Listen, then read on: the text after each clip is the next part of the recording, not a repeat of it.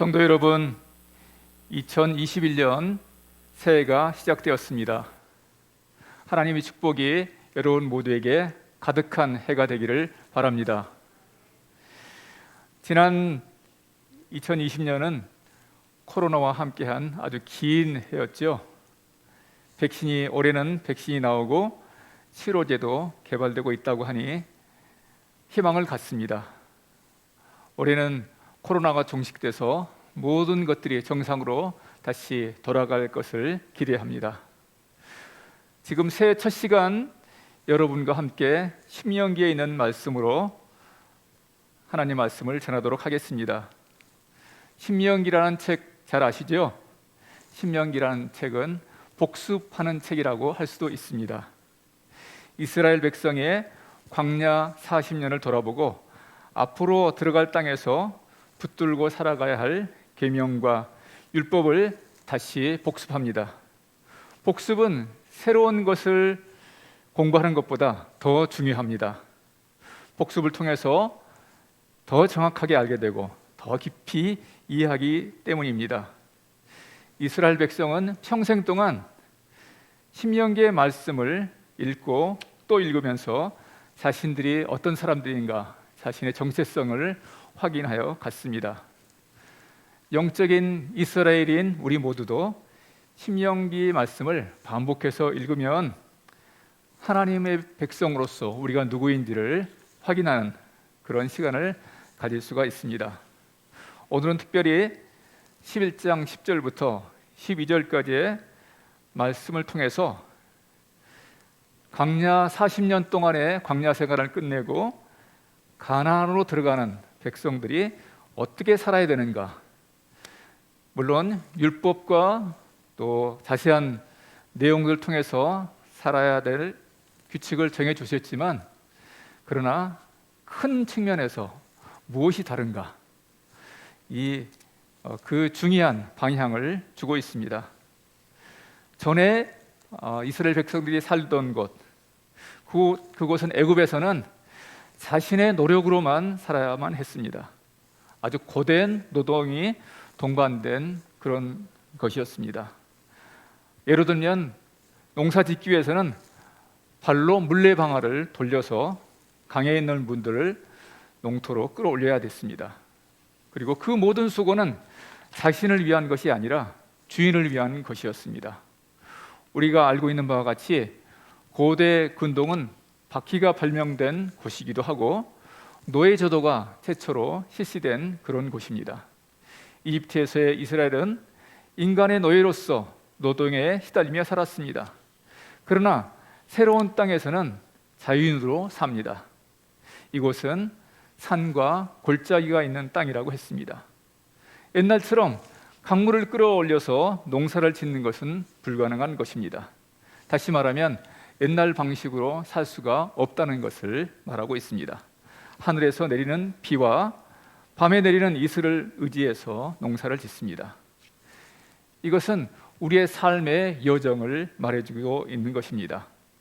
주님을 모르고 살았던 지난 날에는 우리는 모두 모든 것을 스스로 해결해야 했습니다. 나는 자유인이라고 생각했지만 사실은 누군가의 혹은 무엇인가의 종으로 살았습니다. 때로 스스로의 종된 삶을 살기도 했고 사람들의 눈치를 보며 살기도 했습니다. 어둠의 세력에 영향하여 살면서도 그것이 무엇인지 모르며 살았습니다. 그래서 인생은 늘 이렇게 어둡고 우울한 것이라고 생각했습니다. 그러나 주님의 빛이 우리 가운데 들어온 이후에는 모든 것이 달라졌습니다. 새로운 땅에 살게 된 것입니다. 이 새로운 땅 가나안에서는 새로운 방식으로 살아야 합니다. 그 땅 자체가 하늘을 의지하여 살아야 하는 땅이기 때문에 그렇습니다. 산과 골짜기가 있는 땅, 하늘로부터 내리는 비를 의지해야 하는 땅, 이것은 하나님께서 내려주시는 그 은혜의 단비를 의지해서 살아야 한다는 것을 의미합니다. 그래서 우리가 읽었던 본문 말씀 그대로 여호와 하나님께서 돌아봐 주시는 땅, 여호와의 눈이 연초부터 연말까지 항상 그 위에 있는 땅이다 이렇게 말씀하고 있습니다. 이 땅은 그리스도인의 삶이라고도 할 수 있습니다. 2021년 이 한 해를 두고 말하면 이 땅은 바로 이제 우리가 살아가야 할 한 해 1년이라고도 할 수 있습니다. 그런 면에서 이 땅은 첫 번째 약속의 땅입니다. 그리고 2021년은 하나님의 약속이 가득한 해라고 생각하면 좋을 것 같습니다.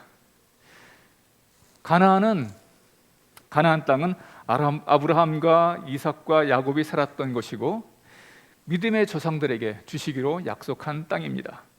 이스라엘 백성을 그 약속의 땅으로 인도해 오신 하나님께서 이 땅을 이제 그 이스라엘 백성들에게 주기로 한 것입니다. 이 약속은 궁극적으로 예수 그리스도 안에 있는 사람들에게 주시는 영원한 생명의 약속입니다. 아브라함에게 내가 너를 인하여 모든 민족들이 복을 받으리라는 약속이 이루어지는 것입니다.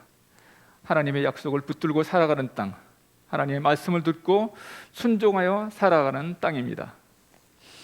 또한 과거의 경험, 지식, 습관으로 살지 않고 새롭게 주시는 하나님의 말씀을 따라 사는 곳이라고 할 수 있습니다. 과거가 더 이상 영향력을 미치지 않습니다. 우리에게 있어서 애굽은 더 이상 없습니다. 돌아가라고 해서도 안 됩니다. 과거의 모든 아프고 고통스러운 경험, 그 모든 것들은 우리의 성장을 위한 도구가 될 뿐입니다. 주님 안에서 우리의 지난 과거를 새롭게 해석할 수 있는 은혜를 주님께서 주십니다. 그래서 우리 자신들을 회복시키는 역사를 일으키십니다. 그래서 사도 바울은 그리스도 예수 안에 있는 자에게는 정죄함이 없느니라 라고 말씀했습니다. 그리고 모든 것이 합력하여 선을 이루느니라고 말씀했습니다. 지난 2020년 정말 힘든 어려운 그런 많은 아픔이 있는 그런 해였습니다. 그러나 주님 안에서는 이 모든 아픔, 고통도 우리의 영적인 성장을 위해서 사용할 것이라고 생각합니다. 코로나19는 아직도 계속되고 있지만 그것에 눌려 살지 말아야 합니다. 하나님의 약속을 붙들고 날마다 우리의 길에 등불이 되시는 하나님의 말씀을 붙들고 살아가는 2021년 되시기를 바랍니다. 신명기 책이 복습의 책이듯이 하나님의 약속의 말씀을 계속 붙들고 살아간다면 우리 자신들이 하나님의 사람으로 변해야 되는 그런 역사가 있을 것입니다. 두 번째는 이것은 하나님께서 지키시는 땅입니다. 다시 말하면 2021년은 하나님께서 지키시는 해다라고 생각했으면 좋겠습니다. 더 이상 두려움으로 살 필요가 없는 곳입니다. 여호와 하나님의 눈이 항상 그 위에 있느니라. 이 말 자체가 하나님의 강한 보호를 의미합니다. 그래서 구약 성경 전체 하나님에 대해서 하나님은 나의 반석, 나의 산성, 나의 보좌라고 언급하고 있습니다. 2020년은 온 세계가 코로나의 두려움 가운데 살았습니다. 코로나19 자체보다 그로 인한 두려움으로 많은 것을 잃어버렸습니다. 그러나 예수 그리스도 안에 있는 삶은 언제나 주님의 강한 보호 가운데 있습니다. 언제나 소망을 가질 수 있습니다. 안전한 집에 있는 것과 같이 언제나 자유함이 있습니다. 그래서 우리는 항상 기뻐하라, 쉬지 말고 기도하라, 범사에 감사하라라는 말씀을 따라 어떤 상황에서도 하나님을 의지하여 기도하고 감사하고 그리고 기뻐할 수 있습니다. 2021년 저희가 다시 주님의 사람으로서 삶을 시작합니다. 하나님의 백성으로서 우리 자신을 고백하고 하나님을 의지하여 살겠다고 다짐하는 새해 첫 시간 되시기를 바랍니다. 하나님의 백성의 실패는 건강을 잃는 것도, 물질을 잃는 것도, 직장을 잃는 것도, 이름을 잃는 것도, 사람을 잃는 것도 아닙니다. 하나님을 잃는 것, 하나님의 말씀을 잃는 것, 이것이 바로 하나님의 백성의 실패입니다. 이런 하나님을 잃어버린 삶 속에는 쫓아오는 사람이 없어도 두려워하고 도망을 합니다. 불안하고 초조하게 밤을 지샐 수 있습니다. 그러나 우리는 2021년 주님을 의지하여 어떤 것도 두려워하지 맙시다. 코로나도 두려워하지 말고 무엇을 잃을까 두려워하지 맙시다. 주님을 의지하면 안전합니다. 하나님의 약속을 붙들면 우리가 어디에 있든지 다시 돌아갈 수 있습니다. 우리가 잃어버린 것들은 다시 회복될 수 있습니다. 그리고 더 좋은 곳으로 바꿔주실 줄로 믿습니다. 마지막으로 세 번째, 우리가 들어가서 사는 이제 2021년 이 해는 안식의 해입니다. 다시 말하면 안식의 땅이라고 할 수 있습니다. 가나안 땅은 이스라엘 사람들에게 안식을 의미했습니다. 애굽의 고된 노동과 압제에서 자유를 얻고 드디어 자신의 삶을 되찾는 것을 의미했습니다. 가나안에서는 더 이상 종이 아닙니다. 하나님의 종이 되었다는 것은 자유인이 되었다라는 의미를 갖고 있습니다. 어떤 사람을 위한 종노릇을 더 이상 하지 않아도 됩니다. 구약 성경을 읽다 보면은 안식일, 안식년, 희년에 대한 많은 설명들이 나옵니다. 저는 이 말들을 읽으면서 때때로 안식일을 지키는 것에 대한 아주 과도한 경고와 명령이 있는 것을 봅니다. 도대체 하나님께서 우리가 쉬지 않고 일하는 것에 대해서 그렇게까지 과도하게 반응하시는 것은 무엇일까라는 의문을 갖습니다. 안식일에 일하는 자를 죽이라, 이런 명령은 좀 과하다고 생각하지 않습니까? 그러나 이 안식은 하나님의 백성들에게 정말 중요한 것입니다. 안식하는 것이 하나님을 섬기는 것이다, 이렇게 구약 성경은 설명하고 있습니다.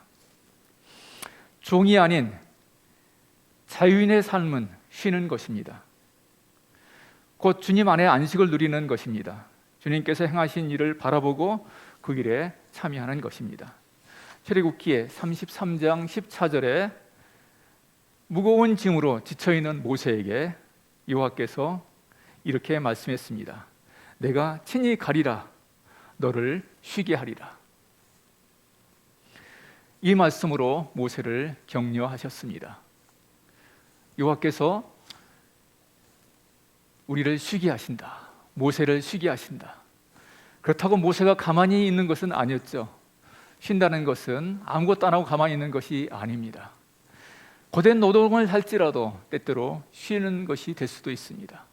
하나님과 함께하는 일, 그것은 우리의 명예를 벗는 일입니다. 주님께서 일을 이해하시고 우리는 그 길을 따라가는 것, 이것이 바로 쉬는 삶입니다. 이 안식, 곧 쉼은 믿음으로만 가능합니다. 히브리서 3장 19절에 이로 보건대 그들이 믿지 아니함으로 능히 안식에 들어가지 못한 것이라. 4장 12절에는 이미 그 안식에 들어간 자는 하나님이 자기의 일을 쉬심과 같이 그도 자기 일을 쉬느니라. 가나안에서의 삶은 자신의 일을 쉬고 하나님의 일을 하는 것입니다. 하나님의 일은 무엇일까요? 하나님을 믿는 것입니다. 2021년 주님 안에서 참된 쉼을 갖는 해가 되시기를 바랍니다.